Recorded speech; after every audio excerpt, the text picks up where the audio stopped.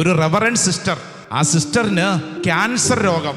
വളരെ ആക്റ്റീവായിട്ടൊരു സ്കൂളിലെ ശുശ്രൂഷയൊക്കെ നടക്കുന്ന ഒരു മിടുക്ക് സിസ്റ്റർ. ഈ സിസ്റ്ററിന് ക്യാൻസർ രോഗം. ഇതറിഞ്ഞതോടുകൂടി ഈ സിസ്റ്റർ ആദ്യത്തെ സ്റ്റേജ് അല്പം പരിഭ്രാന്തിയായി, അല്പം വിഷമം ഉള്ളിൻ്റെ ഉള്ളിലോട്ട് കയറി. പല കാര്യങ്ങളും ഏറ്റെടുത്ത് നടത്തിക്കൊണ്ട് ആക്റ്റീവായിട്ട് നടക്കുകയാണ്. ഈ വിവരമറിഞ്ഞ് കൂടെയുള്ള സിസ്റ്റേഴ്സിൻ്റെയൊക്കെ അവരുടെ കൂട്ടായ്മയിലും വലിയ ഞെടുക്കം.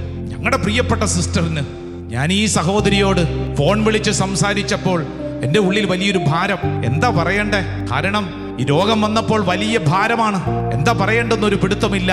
അപ്പോൾ ഈ സിസ്റ്റർ എന്നോട് പറഞ്ഞെന്നറിയോ? അച്ചോ, ഈശോ കുരിശിൽ മരിച്ചത് ഈശോയ്ക്ക് വേണ്ടി അല്ലല്ലോ. അരിപ്പടി കിട്ടിയോ? ഈശോ കുരിശിൽ മരിച്ചത് ഈശോയ്ക്ക് വേണ്ടിയിട്ടല്ലല്ലോ, മറ്റുള്ളവരുടെ രക്ഷയ്ക്ക് വേണ്ടിയല്ലേ. ഈ സിസ്റ്ററിന് അറിയാവുന്നത് കൊണ്ട് ഈ സിസ്റ്ററിനോട് സംസാരിച്ചു വന്നപ്പോഴാണ് എനിക്ക് ഈ സിസ്റ്റർ പറഞ്ഞു വന്നത് മനസ്സിലായത്. ഈ സിസ്റ്ററിന്റെ കുടുംബത്തിൽ അനേക തരത്തിലുള്ള പ്രശ്നങ്ങൾ നടന്നുകൊണ്ടിരിക്കുന്ന ഒരു കുടുംബമാണ്. ഈ സിസ്റ്ററിനോട് പറഞ്ഞത്, അച്ഛാ, എൻ്റെ ഈ സഹനം എൻ്റെ കുടുംബത്തിന് വേണ്ടി ഞാൻ കാഴ്ചവെച്ചിരിക്കുകയാണ്. ഈ സിസ്റ്ററിന്റെ ശരീരത്തിൽ കഴിഞ്ഞ ദിവസം ട്രീറ്റ്മെന്റിന് സർജറി നടന്നുകൊണ്ടിരിക്കുമ്പോൾ ഈ സിസ്റ്റർ വിശ്വസിച്ചെന്തെന്നറിയോ?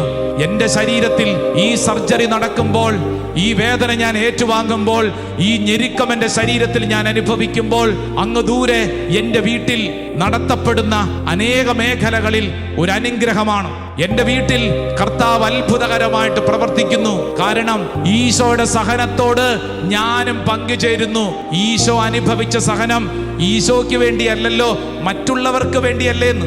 ഇങ്ങനെ ചിന്തിച്ച് പഠിച്ചാലുണ്ടല്ലോ നമ്മുടെ ഞെരുക്കം അനുഗ്രഹപ്രദമാവും. ഇല്ലെങ്കിൽ നമ്മൾ ഇങ്ങനെ ചോദ്യം ചെയ്ത് വിഷമിച്ച് എന്തുകൊണ്ട് ഞാൻ അങ്ങനെയാണല്ലോ നമ്മൾ, എന്തുകൊണ്ട് ഇങ്ങനെ എന്ന് ചോദിച്ചു കൊണ്ടിരുന്നാൽ ഉത്തരം കിട്ടില്ല. നീ അനുഭവിക്കുന്ന ഈ ഞെരുക്കത്തിന് ഒരർത്ഥമുണ്ടെന്ന്. നിന്റെ ഈ ഞെരുക്കം വഴി അനേകർ രക്ഷ പ്രാപിക്കപ്പെടണം. വിശ്വസിക്കുന്നവർ ഉച്ചത്തിൽ പറഞ്ഞേ ആമേൻ.